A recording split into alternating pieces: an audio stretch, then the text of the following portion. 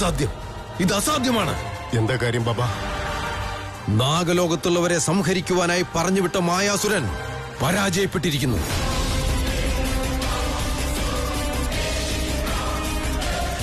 പരാജയപ്പെട്ടു? അവൻ അപാരമായ ശക്തികളുടെ ഉടമയാണെന്ന് അങ്ങയുടെ നാവ് കൊണ്ടല്ലേ പറഞ്ഞത്? ഞാൻ നേരിട്ട് അനുഭവിച്ചതുമല്ലേ. ആ രാക്ഷസൻ എങ്ങനെയാണ് ബാബ പരാജയപ്പെടുക? അതാണ് എനിക്കും മനസ്സിലാകാത്തത്.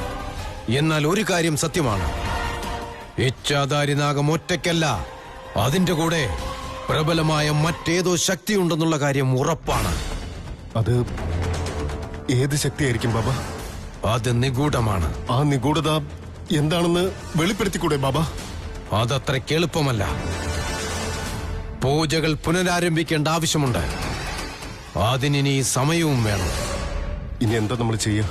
മായാസുരന്റെ മരണം നമുക്കുള്ള ഒരു ഓർമ്മപ്പെടുത്തലാണ്. നാഗലോകത്തുള്ളവർ വളരെ ബലിഷ്ഠരാണെന്നുള്ള കാര്യം നമ്മൾ മനസ്സിലാക്കേണ്ടതാണ്. നീ വളരെ ശ്രദ്ധയോടെ മുമ്പോട്ട് പോകണം. എവിടെയെങ്കിലും ശ്രദ്ധ തെറ്റിപ്പോയാൽ നിന്റെ പ്രാണൻ തന്നെ നഷ്ടപ്പെടും. ഇനി ഞാൻ എന്താ ചെയ്യണ്ടേ? വിജയദശമി കഴിയട്ടെ. മുന്നോട്ടിനി എന്ത് ചെയ്യണമെന്ന് ഞാൻ പറഞ്ഞു തരാം. ദശമി കഴിയുന്നതുവരെയും നീ വീട്ടിൽ നിന്നും പുറത്തേക്ക് വരണ്ട. പുറത്തേക്ക് വന്നാൽ നിനക്ക് അപകടം സംഭവിക്കുമെന്നത് ഉറപ്പാണ്.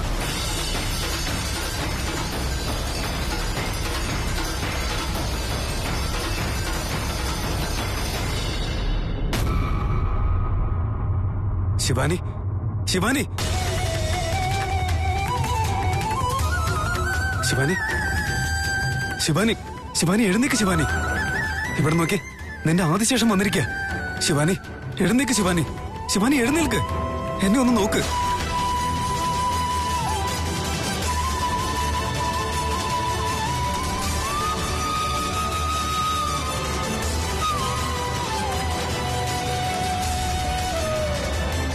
ശിവാനി എഴുന്നേക്ക്. ശിവാനി, ശിവാനി, നിനക്ക് എന്താ പറ്റിയേ? നിന്നെ ഇവിടേക്ക് വിളിച്ചുകൊണ്ട് വന്നത് ആരാ? പറയ് ശിവാനി, എന്നോട് പറയ്. നിനക്കൊന്നും പറ്റിയില്ലല്ലോ.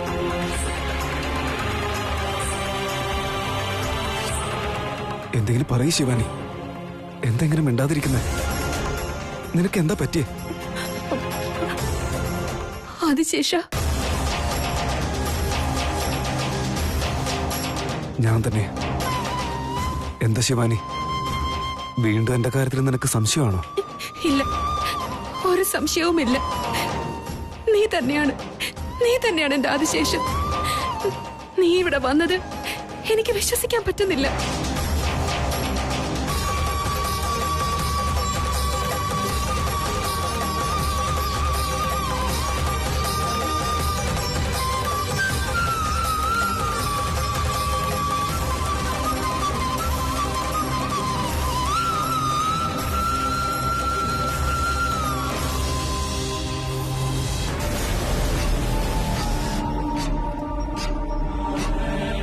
നോ, ഇതെങ്ങനെ സാധിക്കുന്നേ? ശിവാനിക്ക് ചാമുണ്ടേശ്വരിയായി രൂപം എടുക്കാൻ എങ്ങനെയാ പറ്റുന്നേ? ഇല്ല, ശിവാനി അത്രയ്ക്ക് സ്ട്രോങ് ആണോ? How is that possible? ആ, ഇതുകൊണ്ട് തന്നെയായിരിക്കും മുത്തശ്ശി എന്നോട് എപ്പോഴും പറഞ്ഞുകൊണ്ടിരുന്നത് അവളുടെ അടുത്തേക്ക് പോവണ്ട, അവളുടെ സഹവാസം വേണ്ട എന്ന്. അതായത് ശിവാനി അപ്പൊ എനിക്ക് നേടാൻ സാധിക്കില്ലേ?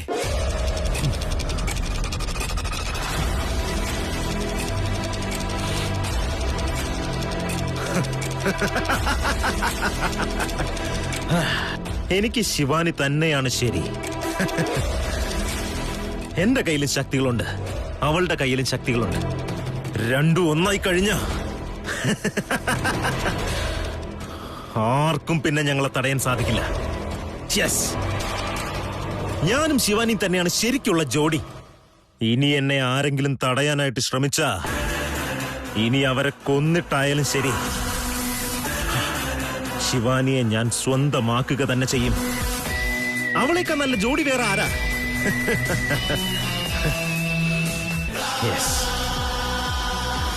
ആദിശേഷ, ഇന്ന് എന്നെ രക്ഷിച്ചത് നീയാണോ? നീ കാരണം എന്റെ പ്രാണൻ ബാക്കിയായി.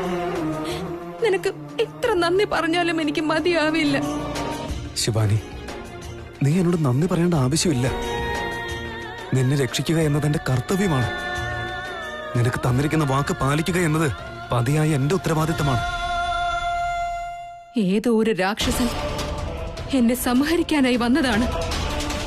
വീണ്ടും നിന്നെ എനിക്ക് നഷ്ടപ്പെടുമോ എന്നുള്ള ഭയം എന്നെ അലട്ടുകയാണ് അതിശേഷ. എനിക്ക് ജീവനുള്ള കാലം വരെ നിന്നെ ആർക്കും ഒന്നും ചെയ്യാൻ പറ്റില്ല ശിവാനി. അതിശേഷ, നിന്നെ എന്റെ ഭർത്താവായി കിട്ടിയത് എന്റെ പുണ്യമാണ്. ഏത് ജന്മത്തിൽ ഞാൻ ചെയ്ത പുണ്യമാണെന്ന് എനിക്കറിയില്ല. എനിക്ക് വേണ്ടി നീ വീണ്ടും പുനർജന്മം എടുത്തു വന്നില്ലേ അതിശേഷ? എല്ലാം ആ പരമേശ്വരന്റെയും പാർവതിയുടെയും ലീലകളാണ്.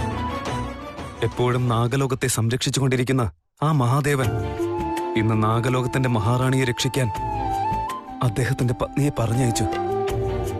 ഞാൻ അപകടത്തിലാണെന്നുള്ളത് നിനക്ക് എങ്ങനെ മനസ്സിലായി അതിശേഷ? ശിവാനി, നീ എന്റെ ജീവനാണ്. എന്റെ ജീവന് ചെറിയ ബുദ്ധിമുട്ടുണ്ടായാലും അത് ഞാൻ അറിയില്ലെന്നാണ് കരുതിയിരിക്കുന്നത്. നിന്റെ നാവ് കൊണ്ട് ആദിശേഷ എന്നൊരു വിളി കേട്ടാൽ മാത്രം മതി ശിവാനി. ഞാൻ എവിടെയാണെങ്കിലും നിന്റെ അരികിലേക്ക് ഓടിയെത്തുമെന്ന് വെറുതെ വാക്ക് പറഞ്ഞതല്ല. 7 ജന്മത്തിലും നിന്റെ കൂടെ തന്നെ ഉണ്ടാവുമെന്ന് വാക്ക് തന്നിരുന്നു. ആ പരമേശ്വരന്റെ അനുഗ്രഹമുണ്ടെങ്കിൽ വെറും 7 ജന്മത്തിലല്ല, ഇനി എത്ര ജന്മമെടുത്താലും ഞാൻ നിന്റെ കൂടെ തന്നെ ഉണ്ടാവും. അങ്ങനെയല്ലേ പറ്റൂ. എന്നെ പോലൊരു ഭാര്യയെ കെട്ടിക്കഴിഞ്ഞാൽ അങ്ങനെയല്ലെന്ന് പറയാൻ പറ്റുമോ?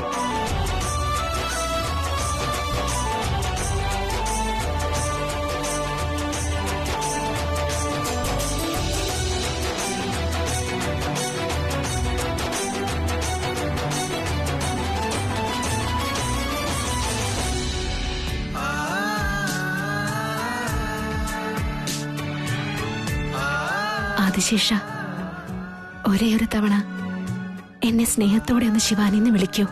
അതെന്തിനാ? നീ സ്നേഹത്തോടെ വിളിക്കുന്നത് കേൾക്കാനുള്ള ആഗ്രഹം കൊണ്ടാ. എല്ലാ തവണയും നിന്നെ ഞാൻ സ്നേഹത്തോടെയാണ് വിളിക്കുന്നത് ശിവാനി. നിന്റെ മേലുള്ള പ്രണയം ഒരു തരി പോലും കുറയില്ല. ഓരോ ക്ഷണവും അത് കൂടിക്കൂടി വരികയേ ഉള്ളൂ. ഈ നിമിഷങ്ങൾ വീണ്ടും തിരികെ വരുമെന്ന് ഞാൻ കരുതിയതേ അല്ല. നീയാണ് ആദിശേഷനെന്ന് തിരിച്ചറിഞ്ഞപ്പോൾ ഉണ്ടായ സന്തോഷം അര നിമിഷം പോലും ഉണ്ടായില്ല. നീ എല്ലാം മറന്നുപോയിരുന്നു. എന്റെ മേലെ നിനക്കുണ്ടായിരുന്ന സ്നേഹം പോലും നീ മറന്നിരുന്നു. ഞാൻ എത്ര ശ്രമിച്ചിട്ടും ആ സ്നേഹം തിരിച്ചു കൊണ്ടുവരാൻ എനിക്കായില്ല. തിരിച്ചു വരുമെന്ന വിശ്വാസം പോലും ഓരോ ദിവസവും എന്നിൽ നിന്നും മാഞ്ഞുകൊണ്ടിരുന്നു. എന്റെ ജീവിതം പോലും അവസാനിച്ചു എന്നാണ് ഞാൻ കരുതിയത് അതിശേഷ. എല്ലാം വിധിയുടെ വിളയാട്ടമല്ലേ ശിവാനി? ജീവിതത്തില് വിശ്വാസം ഒരു കാരണവശാലും വിട്ടുകളയാൻ പാടില്ല. നമ്മുടെ ആഗ്രഹങ്ങളും സ്വപ്നങ്ങളും നേടിയെടുക്കുമെന്ന ദൃഢനിശ്ചയം നമ്മൾ വിട്ടുകൊടുക്കുന്നത് എന്നാണോ അന്ന് നമ്മുടെ ജീവിതത്തിന്റെ അവസാനമായിരിക്കും. ഒന്നിനും അന്ത്യമുണ്ടാവാൻ പാടില്ല അതിശേഷ. നിന്റെ പ്രണയവും നിന്റെ വാക്കും എല്ലാം സത്യമല്ലേ? ശിവാനി, എന്റെ പ്രണയത്തിൽ നിനക്ക് സംശയമുണ്ടോ? സംശയമല്ല, നിന്നെ വീണ്ടും നഷ്ടപ്പെടുമോ എന്നുള്ളൊരു പേടിയാണ് എനിക്ക്. ശിവാനി, നിനക്ക് വേണ്ടി മറ്റൊരു ജന്മമെടുത്ത് വന്നവനാണ് ഞാൻ. നിന്റെ പ്രണയം വീണ്ടും ഞാൻ നഷ്ടപ്പെടുത്തുന്നതാണോ? ഇല്ല, സ്വപ്നത്തിൽ പോലും നിന്നെ വിട്ടു പോവില്ല ശിവാനി.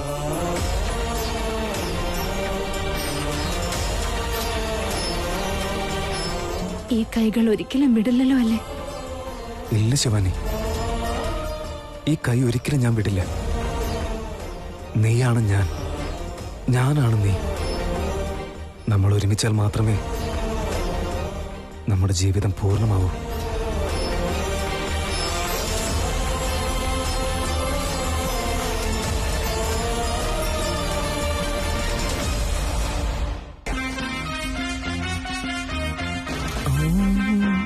എന്തു പറ്റി ഇങ്ങേർക്ക്? കോപ്രായൊക്കെ കാണിച്ചുകൊണ്ടിരിക്കുന്നു. എന്നെ ഇത്ര വൃത്തികെട്ട രീതിയിൽ വിളിക്കുന്നോ? ശരിയാക്കി തരുന്നുണ്ട് ഞാൻ. അതെ, എഴുന്നേറ്റ് നിങ്ങള്. എഴുന്നേക്കുന്നേ.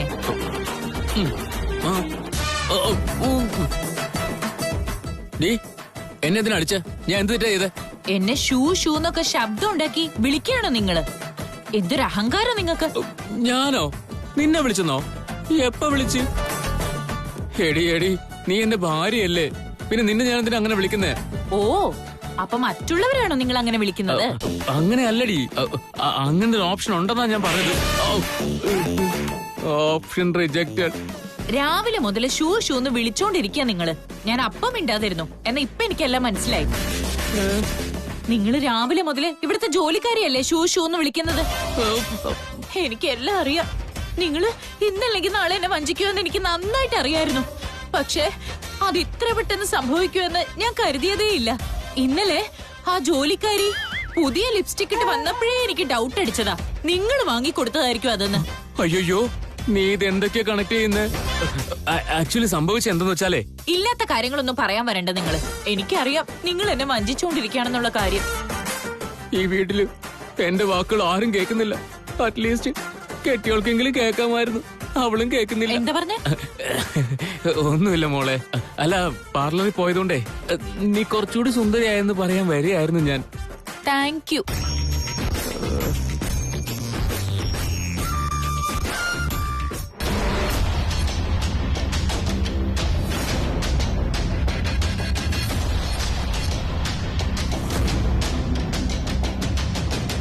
ശിവാനി എന്തിനാ എന്റെ മേലെ കിടക്കുന്നത്?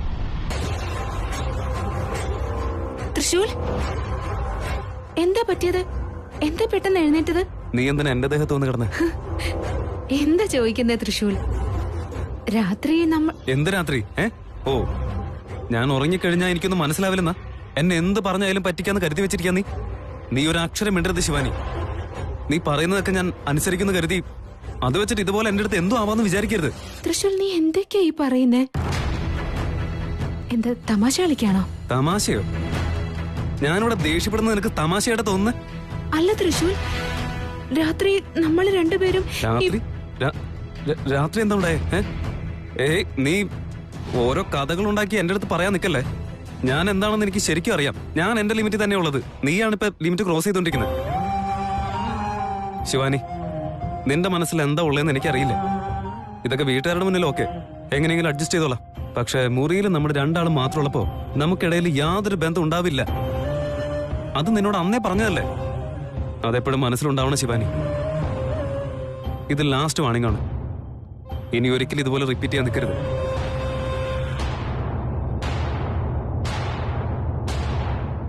എനിക്കുണ്ടായ അതിരറ്റ സന്തോഷം അടുത്ത നിമിഷം ഇല്ലാതായി. മഹാദേവന് ഞാൻ സന്തോഷത്തോടെ ഇരിക്കുന്നത് ഇഷ്ടമല്ലെന്ന് തോന്നുന്നു.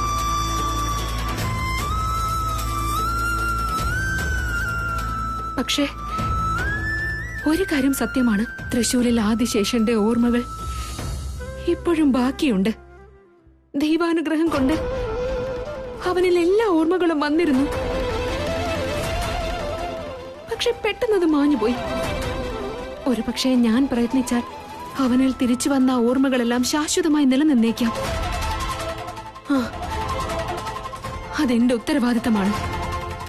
അതിനുവേണ്ടി ഞാൻ പ്രയത്നിച്ചില്ലെങ്കിൽ അവനെ പ്രണയിച്ച് അവന്റെ ജീവിത പങ്കാളിയായി മാറിയത് വെറുതെയായി പോവില്ലേ? ഇല്ല, ഞാൻ തീർച്ചയായും പ്രയത്നിച്ചിരിക്കും. എന്റെ പ്രണയം ഞാൻ തിരിച്ചു പിടിച്ചിരിക്കും. മഹാദേവ, ഞാൻ പ്രയത്നിക്കുകയാണെങ്കിൽ എന്തും തന്നെ സാധ്യമാണെന്ന് പറഞ്ഞു തന്നതിന് അങ്ങയോട് എത്ര നന്ദി പറഞ്ഞാലും മതിയാവില്ല. നിന്റെ സഹായം ഞാൻ ഒരിക്കലും മറക്കില്ല, ഒരിക്കലും മറക്കില്ല.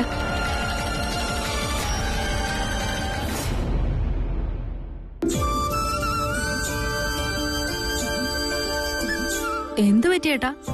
ആകാശം തലവന്ന് വീണ പോലെ ഇരിക്കുന്നത്. എന്താണ് മോനെ, രാവിലെ തന്നെ നിന്റെ ഭാര്യ നിന്റെ മൂട് കളഞ്ഞോ? എന്താണ് പ്രശ്നം? ചുമ്മാതിരിക്ക ഗോവിന്ദ, എന്റെ മരുമോൾ അങ്ങനെയൊന്നും അല്ല. അല്ലേ തൃശൂൽ? അയ്യോ, മരുമോക്ക് വേണ്ടി വക്കാലത്ത് പറയാൻ അമ്മായിമ്മയുണ്ടല്ലോ. കുറച്ചു നേരം ഒന്ന് മിണ്ടാതിരിക്കാൻ പറ്റുമോ? എന്തു പറ്റി തൃശൂൽ? ഒന്നുമില്ല മുത്തശ്ശി, ചെറിയൊരു തലവേദന, അത്രേ ഉള്ളൂ. തലവേദനയോ? ഒരു കോഫി എടുത്തോണ്ട് വന്നേ.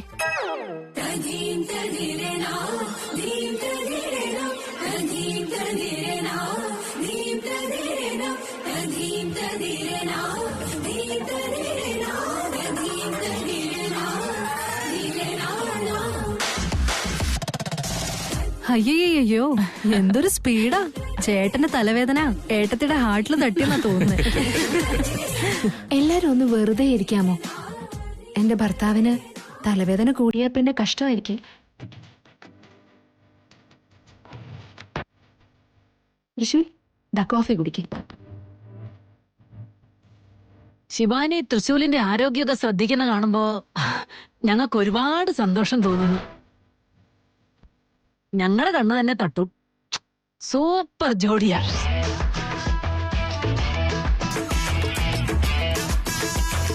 അല്ലമ്മേ, അവർക്ക് തമ്മിൽ പ്രണയിക്കുന്നതിന് നമ്മൾ എന്തിനാ ഒരു തടസ്സമാവുന്നേ? നിങ്ങൾ റൂമിൽ പോയി പ്രണയിച്ചോ. കറക്റ്റാ പറഞ്ഞത്. തലവേദന എന്നത് പ്രേമിക്കാനുള്ള ഒരു കാരണം മാത്രമാണ്. ആന്റി അങ്ങനെ ഒന്നുമില്ല, വെറുതെ ഓരോന്ന് പറയാൻ നിക്കല്ലേ. ശിവാനി നീ ഒന്നും മിണ്ടാതിരിക്കേ. ഞങ്ങളൊക്കെ വെറുതെ ഇരിക്കണോ? ഞങ്ങളൊക്കെ വെറുതെ ഇരിക്കണമെങ്കിൽ ഞങ്ങൾക്ക് എല്ലാവർക്കും ഓരോ കപ്പ് കോഫി വേണം. നീ മാത്രം അങ്ങനെ ഒറ്റയ്ക്ക് കുടിക്കണ്ട. ഇപ്പൊ എന്താ വേണ്ടേ? ഞാൻ എല്ലാവർക്കും ഉള്ള കോഫി ഉണ്ടാക്കണം. നിന്നോടിപ്പോ ആരാ ചോദിച്ചേ? ഞങ്ങൾ ചോദിച്ചതേ ശിവാനിയോടാ. മോം, ഏടത്തി നമുക്ക് എല്ലാവർക്കും കോഫി ഉണ്ടാക്കി തരുവോ? ഏട്ടന് മാത്രമേ കൊടുക്കൂ അല്ലേ ഏടത്തി? അങ്ങനെയൊന്നുമില്ല, നിങ്ങൾക്ക് എല്ലാവർക്കും ഞാൻ ഉണ്ടാക്കി തരാം. ഒരു മിനിറ്റ്.